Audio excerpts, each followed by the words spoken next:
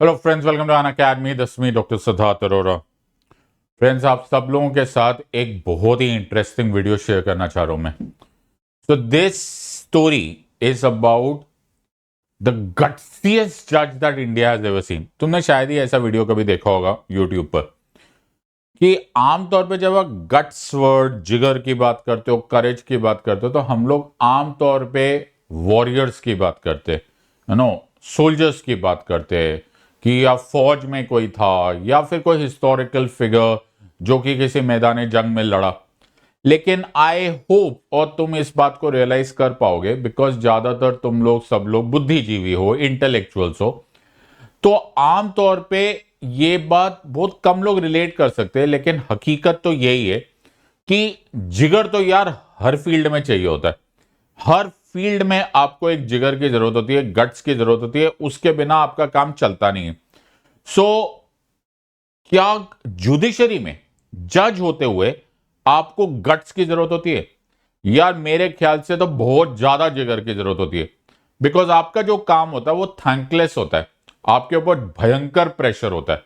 कभी कभी जो केस होता है उसमें बड़े रसूख वाले पार्टीज होती है, और कभी कभी तो एक्चुअली पूरे स्टेट के खिलाफ, पूरा state, Keshavananda Bharati versus state of Kerala, या Shreya Singhal versus union of India, या पूरी सरकार के खिलाफ तुम केस कर रहे होते हो। और जो जज होते हैं उनमें इतना जिगर होना चाहिए, उतना मॉरल करेज होना चाहिए, इतना इंटेलेक्चुअल इंटेग्रिटी होनी चाहिए कि वो एब्सोल्यूटली निडरता के साथ अपना फैसला दे सके। वैसे तो ये एक्सपेक्टेड है फ्रॉम एवरी जज, और 99.99% जजेस अपना काम पूरी निडरता से करते हैं, ऐसा हम मान सकते हैं। लेकिन फिर भी कहते हैं ना कि उसमें भी जो सबसे ऊपर है, the best of the best, the best of the best of the best of the best, creme de la creme, उसमें है justice Hansraj Khanna, justice H R Khanna. आज मैं तुम्हें अगले कुछ मिनटों में एक कहानी सुनाऊंगा और तुम्हें रियलाइज हो जाएगा कि मॉरल करेज क्या होता है, इंटेलेक्चुअल गट्स क्या होता है।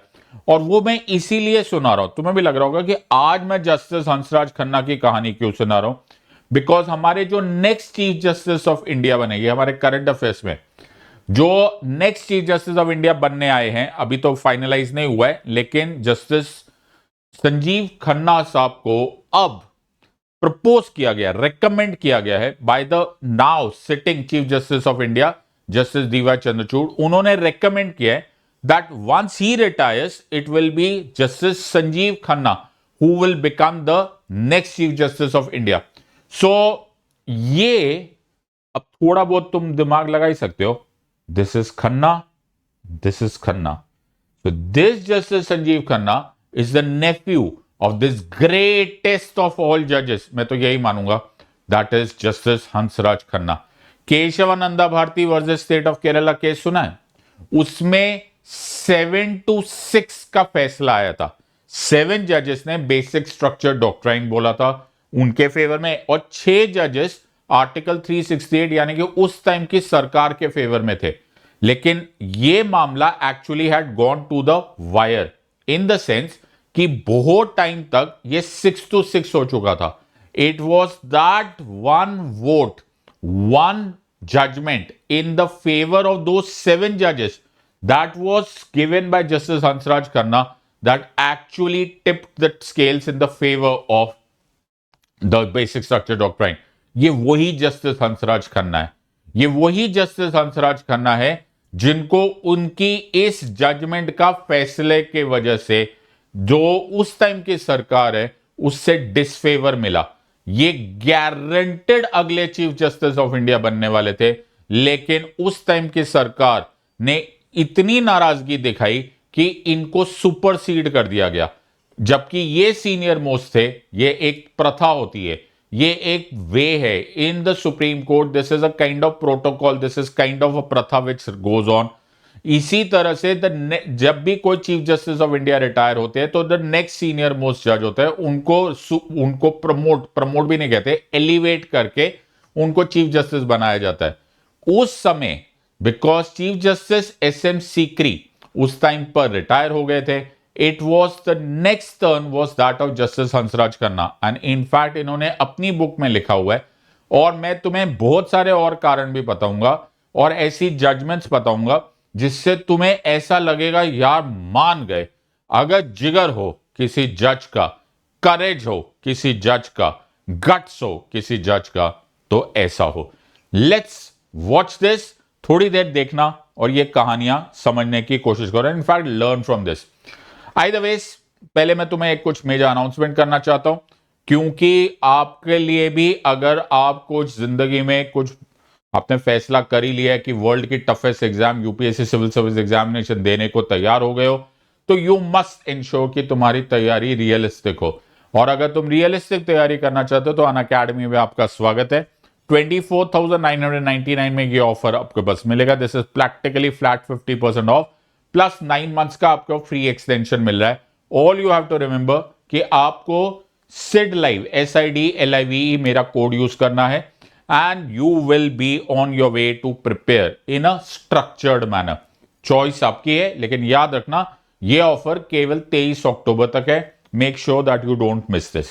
अब मैं तुम्हें एक कहानी सुनाता हूं। तो हमारी क्लासेस में ये कहानियां हमारी पॉलिटी दादी सुनाती है। तो हमारी जो पॉलिटी दादी है उन्होंने एक कहानी सुनाई है। मैं तुम्हें कहानी सुनाता हूं, लेकिन इस कहानी को सुनने से पहले थोड़ी देर के लिए प्ले एक्ट करना। इसको ऐसे मत सोचना यार किसी दूसरे मोहल्ले में कहानी हो रही है, सोचो कि ये तुम पर गुजर रही है। थिंक अबाउट इट, तब तुम्हें यह आनंद आएगा, तब तुम्हें समझ में आएगा, तब तुम्हें एहसास होगा। ड्राइंग रूम में बैठ के बड़ी बड़ी बातें करना, बड़बोलियां करना, ये बड़ा आसान होता है। अरे बाबू हम होते ना तो ये कर लेते। नो, थोड़ी देर के लिए इमेजिन करो, राइट? थोड़ी देर के लिए ये इमेजिन करो जो मैं तुम्हें अभी आगे बताने वाला हूं। सो पे close attention, let's see if you can understand and appreciate this entire thing. All right, so pay close attention. ठीक है, ध्यान से देखना and let's just watch what I'm trying to tell you. तो क्रोनोलॉजी समझने की कोशिश करो। 25 जून 1975 को, ओके, बोर्ड पर ध्यान से देखना, 25 जून 1975 को इंडिया में पहली और आखिरी बार एक इंटरनल इमरजेंसी लग गई।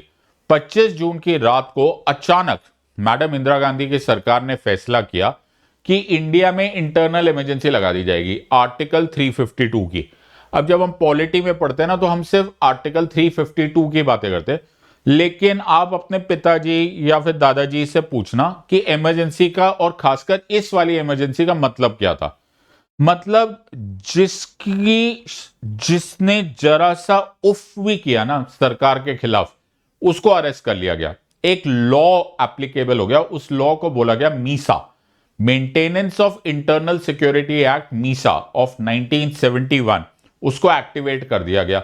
ये एक्चुअली पहले बांग्लादेश वॉर के समय एक्टिव हुआ था, फिर इसको अचानक मैडम ने अभी यूज करना स्टार्ट कर दिया। मतलब उनको जो अच्छा ना लगे, जिसने सरकार के खिलाफ कभी सोचा भी होगा ना, उसको भी उठा के जेल में डाल दिया। बोला चलो जी अंदर जाओ। सारा का सारा ऑपोजिशन जेल में गया। ओके, मुझे लगता है शायद ही कोई रह गया होगा। Vajpayee ji, Advani ji, no, Lalu Prasad Yadav, everyone name it, George Fernandes, भर गए। ओके, रॉयल हो कोई हो, सब अंदर। ऐसे टाइम पर जिसने जरा सा भी बोला उसको भी उठा के अंदर ले गई पुलिस। बोले चलो बेटा बहुत हो गया तेरा, राइट? जब ऐसा हुआ तो बहुत सारे केसेस में जब ये इलीगल, अरेस्ट तो इलीगल ही थे, तो बहुत सारे हाई कोर्ट्स में इनसे बचने के लिए हेबियस कॉर्पस नाम के रिट पिटिशंस लगे। आई होप थोड़ा बहुत तुम लोग जो मुझसे पढ़े हुए उनको तो आइडिया ही नहीं भी होगा, तो थोड़ा बहुत तो सुना ही होगा। हेबियस कॉर्पस नाम का रिट पिटिशन तब फाइल किया जाता है जब आपको इलीगली अरेस्ट कर लिया जाता है। तो हेबियस कॉर्पस नाम के बहुत सारे हाई कोर्ट्स में, क्योंकि अलग अलग राज्यों में अरेस्ट हो रहे थे। और मजेदार बात यह है कि what is interesting about it कि बहुत सारे हाई कोर्ट्स ने इसमें तुम्हें रिलीफ ही दिया। मतलब जो अरेस्ट हुए थे उसमें रिलीफ ही मिले, उनको छोड़ दिया गया। लेकिन स्टेट बड़े गुस्से में था। ओके, स्टेट ने बोला अच्छा हाई कोर्ट ने छोड़ दिया है, कोई बात नहीं। और हाई कोर्ट्स के इन ऑर्डर के खिलाफ सुप्रीम कोर्ट में अपील्स फाइल की गई। और उनमें से जो एक अपील फाइल की गई, तो इन ऑर्डर्स को चैलेंज किया गया, उनमें से जो एक अपील फाइल की गई वो इतिहास के पन्नों में हमेशा के लिए दर्ज केस हो जाएगा। और उस केस का नाम हो गया, that case was the ADM Jabalpur case, popularly called as the habeas corpus case or sometimes called as the darkest hour in India. ADM Jabalpur, so ये है additional district magistrate Jabalpur versus SS Shukla et cetera et cetera. बहुत सारे parties थे, लेकिन ADM Jabalpur ने state को represent किया और सुप्रीम कोर्ट में इन हाई कोर्ट्स के ऑर्डर के खिलाफ एक अपील डाली। तो ये बैकग्राउंड ये था कि बैकग्राउंड में इमरजेंसी लगी हुई है, मैडम इंदिरा गांधी ने इमरजेंसी लगाई हुई है, ऑलराइट, और उस टाइम पर ये पिटिशंस आ रही है। इसमें जो ध्यान देने वाली बात है वो हमारे इस स्टोरी के जो सबसे इंपॉर्टेंट हीरो हैं वो है जस्टिस हंसराज खन्ना। तो इस जस्टिस हंसराज खन्ना के साथ साथ देयर इज जस्टिस AN रे, आई होप तुम देख पा रहे हो, justice Hamidullah Beg, justice YV Chandrachud and justice BN Bhagwati. 5 जजेस ने यह मैटर सुना। अब तुम्हें लग रहा होगा सर एक केस समझा रहे हो कि आप तो गट्स की बात कर रहे थे, सुनना हो तो सही।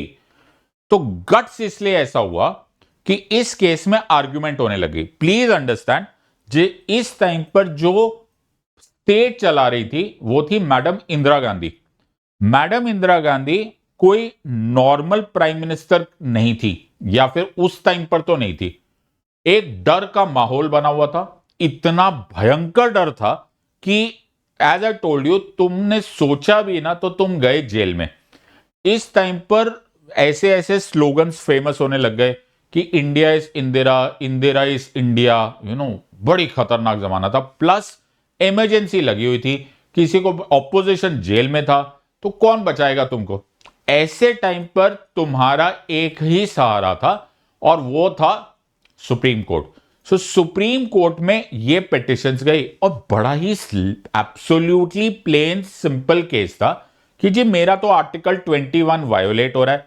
आर्टिकल 21 तुम्हें इलीगल अरेस्ट से बचा के रखता है, और जो इलीगल अरेस्ट हो रहा है तो जी इसीलिए तो हेबियस कॉर्पस पिटिशंस लगाई है, इसीलिए तो हाई कोर्ट ने हमको छोड़ दिया है। अब क्या केस है, थोड़ी देर के लिए इसको इमेजिन करो और मैं चाहता हूं कि तुम इस पर ध्यान दो, तवज्जो दो एंड थोड़ी देर के लिए अपने आप को 1975 की उस पीरियड में ट्रांसफर करो जब इस तरह का डर का माहौल है। और प्रेसिडेंट फखरुद्दीन अली अहमद साहब ने उस टाइम पर की prime minister madam Indira Gandhi की एडवाइस, परामर्श जिस तरह से कॉन्स्टिट्यूशन में होता है, उनको माना और उनको बोला कि इस टाइम पर आप किसी भी फंडामेंटल राइट, कोई भी मौलिक अधिकार के लिए आप अगर वो वायोलेट हो भी रहा है ना तो आप कोर्ट में नहीं जा सकते। और यार ये तो कमाल की बात है, मतलब तुम्हारे सारे फंडामेंटल राइट्स को सस्पेंड कर दिया जाएगा। Now please pay close attention to this, what I am trying to tell you. तुम्हारा आर्टिकल 21 तुम्हारा एकमात्र रक्षक है। पॉइंट नंबर 1, आर्टिकल 21 को इस ऑर्डर से सस्पेंड कर दिया गया। पॉइंट नंबर 2, तो स्टेट ने बोला कि जी जब आर्टिकल 21 ही नहीं है, जब मोमबत्ती ही नहीं है, तो रोशनी कहां से आएगी। मेरा पॉइंट समझने की कोशिश करो। स्टेट ने बोला तुम्हें आर्टिकल 21 बचाता था ना, हमने आर्टिकल 21 को ही सस्पेंड कर दिया। लो, अब जब आर्टिकल 21 ही नहीं है तो आजादी काहे की। ये तो कुछ वैसी ही बात हो गई कि अगर मोमबत्तियां इन्वेंट ना होती, अगर कैंडल्स इन्वेंट ना होती तो रोशनी ना होती। वाह, थॉट है। लेकिन स्टेट को यही बात लग रही थी। और इनफैक्ट अगर तुम्हें लग रहा होगा तो ये सिचुएशन को आप ध्यान से सुनना, मैं थोड़ी बहुत बातें बताऊंगा, ये सारी ऑफिशियल बातें, ये सब फैक्चुअल है। तो अटॉर्नी जनरल नीरेन दे साहब जो कि स्टेट को रिप्रेजेंट कर रहे थे, उनकी लाइन सुनो।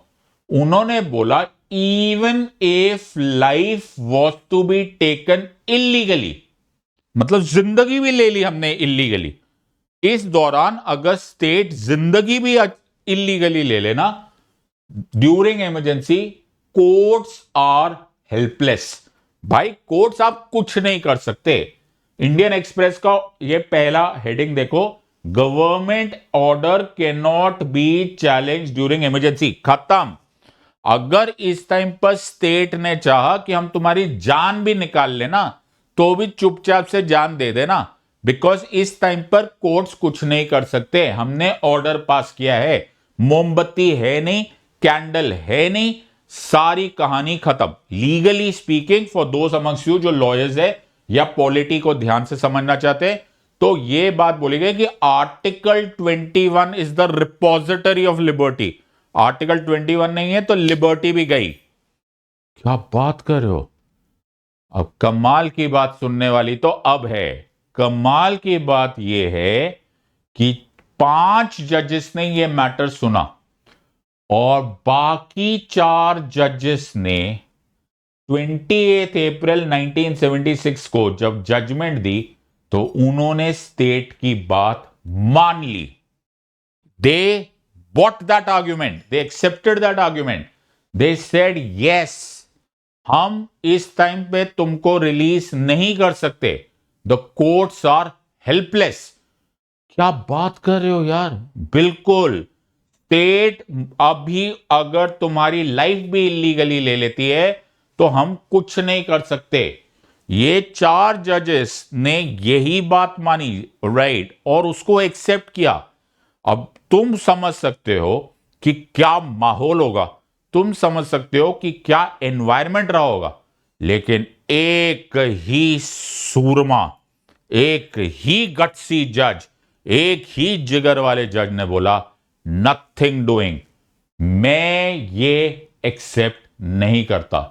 ऑनरेबल जस्टिस हंसराज खन्ना बोले आई एम नॉट एक्सेप्टिंग दिस। ये डिसेंट किया, माना, क्योंकि 4 जजेस ने हां बोल दिया है और एक खिलाफ जा रहा है। ऑब्वियसली जजमेंट तो यही हो गई कि आपने हेबियस कॉर्पस पिटिशंस रिजेक्ट कर दी, आप स्टेट के फेवर में बोल रहे हो। लेकिन जस्टिस हंसराज खन्ना ने बोला नॉट ऑन माई वॉच, मैं चुप नहीं रहूंगा, मैं बोलूंगा and I will write a particular judgment saying dissenting going against the majority judgment। तुम समझ रहे हो उस टाइम का माहौल, इसको कहते हैं इंटेलेक्चुअल करेज। और वो इंटेलेक्चुअल करेज में दिस वाज द पॉइंट, और इसको ध्यान से सुनो। तो अपनी जजमेंट में जस्टिस खन्ना ने बोला article 21 is not the only guardian to right and life. यानी कि अगर आर्टिकल 21 नहीं लिखा होता तो क्या मतलब हम अपने सिटीजन्स को लिबर्टी ना देते? क्यों लिबर्टी पहले आई, आजादी पहले आई कि आर्टिकल 21 पहले आया? अरे जब से पैदा हुए हैं, अजल से, जब से टाइम इमेमोरियल से, जब इंसान बना है तब से लिबर्टी एक उसका नेचुरल राइट है। तो वैसे ही वाली बात हो गई कि अगर तुमने मोमबत्ती इन्वेंट ना की होती, बल्ब इन्वेंट ना किया होता, तो इसका मतलब रोशनी ना होती। I don't buy that argument, I am not going to accept this argument. और ये उन्होंने बोल दिया I will uphold the sanctity on life and liberty. Please try and understand, जब पूरी दुनिया एक बाएं तरफ हो जाए और तुम दूसरी तरफ खड़े हो जाओ, उसके लिए जिगर चाहिए, उसके लिए कन्विक्शन चाहिए, उसके लिए गट चाहिए। तुम अपने स्कूल के प्रिंसिपल के खिलाफ, कॉलेज के डीन के खिलाफ खड़े होने से पहले पसीने छूट जाएंगे कि भाई कहीं कॉलेज से ना निकाल दे, राइट, स्कूल से ना निकाल दे, कोई मार्क्स ना काट ले। तुम अपने बॉस से नौकरी कर रहे होगे ना 50,000 की, तो आंसू निकल आएंगे, ना जी जो बॉस बोलेंगे ना भाई तू ही राइट है। तो लोग पटा पटा के जिंदगी काट रहे होते हैं। और यहां थे जस्टिस हंसराज खन्ना, जिसके जो उस माहौल में जब स्टेट तुम्हारे खिलाफ है, जब सब लोग खिलाफ है, जब जुडिशरी तुम्हारे साथ नहीं खड़ी है, उस टाइम पर भी यह बात बोला गया। इस जजमेंट को, एडीएम जबलपुर को darkest hour in Indian judicial history बोला जाता है कि उस सुप्रीम कोर्ट से, सिर्फ उसी सुप्रीम कोर्ट से तो हमारी आखिरी उम्मीद है, राइट। तो हमने तो तुम्हें रब माना हुआ है ना, तुम माने या ना माने दिलदारा, असा ते तेनू रब मन्या। तो तुम हो ना यार, सुप्रीम कोर्ट हो ना, custodian of the constitution of India. Baba Saheb ने जब फंडामेंटल राइट लिखा हमारे लिए तो आपके सहारे छोड़ दिया ना, लेकिन on that day you didn't come through, on that day you surrendered, and only one man stood up to what is right, and that man was, and that justice was Justice Hansraj Khanna. So Justice Hansraj Khanna की line देखो, what is, so पढ़ो और get emotional about it if you want to understand what is at stake is the rule of law. The question is whether the law speaking through the authority of the court shall be absolutely silenced and rendered mute. क्या तुम हमारा यानी कि rule of law यानी कि court की power को दफना सकते हो, दबा सकते हो? And that is the reason मैं इसके खिलाफ बोलूंगा। And he wrote that judgment. और तुम्हें यह बात जानकर बड़ी इंपॉर्टेंट है, जस्टिस हंसराज खन्ना की खुद की पुस्तक है, जो उनकी खुद की ऑटोबायोग्राफी है, नाइदर रोजेस नॉर थॉर्न्स। ध्यान से लिखोगे तो हंसराज खन्ना यानी कि जस्टिस हंसराज खन्ना खुद इसके ऑथर है। उन्होंने खुद ने यह बात बोली है that he knew that his dissenting judgment in ADM Jabalpur case had cost him the chair of CJI. Without submitting to the majority, the lone crusader of democracy upheld the dignity of the court during the testing times. तो उन्होंने खुद ने बोला है because soon after this judgment कि the CJI को जब elevate करने का टाइम आता है तो जस्टिस हंसराज खन्ना को बाईपास किया गया, उसको सुपरसीडिंग बोलते हैं। क्यों? क्योंकि ये स्टेट के हवाले होता है ना, अपॉइंटमेंट ऑफ जजेस। सो अपॉइंटमेंट ऑफ जजेस जो होता है वो उस टाइम पर कॉलेजियम सिस्टम नहीं आया हुआ था, फर्स्ट जजेस, सेकंड जजेस, थर्ड जजेस केस नहीं हुआ था।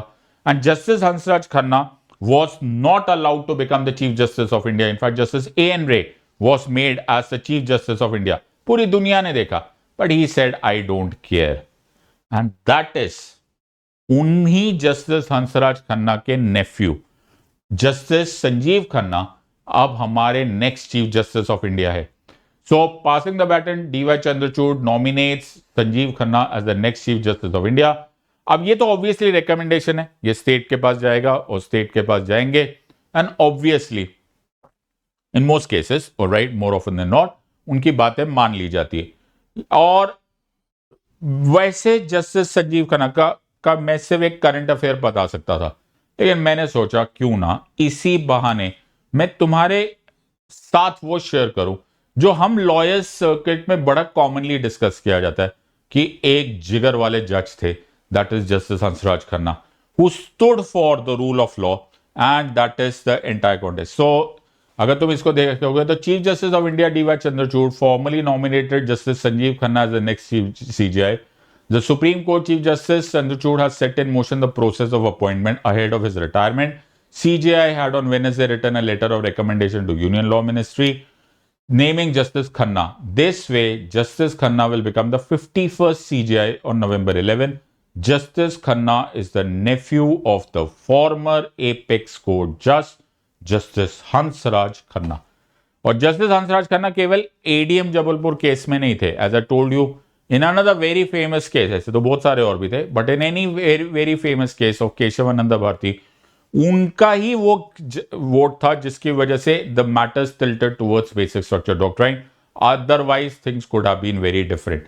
सो this is the story that I wanted to share.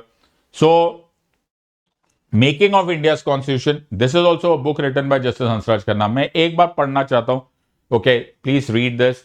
If the Indian Constitution is our heritage bequeathed to us by our founding fathers, no less are we, the people of India, the trustees and the custodians of the values which pulsate within its provisions. A constitution is not a parchment, कागज का टुकड़ा नहीं है. It is a way of life. It has to be lived up to. Eternal vigilance is the price of liberty, and in the final analysis, it's only the keepers of we the people. Imbecility of men, history teaches us, always invites the impudence of power. कमजोरों के पास कभी भी, शक्तिहीन के पास कभी भी न्याय नहीं आता। You have to fight for it. Constitution जब तुम्हें राइट्स दे रहा है तो कॉन्स्टिट्यूशन तुम्हें कुछ जिम्मेदारियां भी दे रहा है। You have to fight for what is the spirit of the constitution, and hats off, salute to men and जजेस।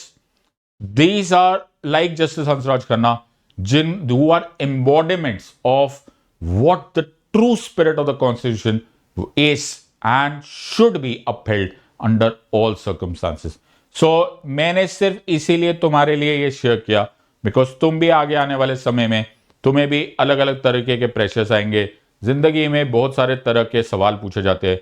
याद रखना, stand true to your intellectual courage and stand for what is true. जो सच है और जो सही है उसके लिए जरूर लड़ना. I hope you have enjoyed this and I hope you have something to gather from this discussion. In the words of an academy, let's crack it. Until next time, God bless, thank you, and Jai Hind.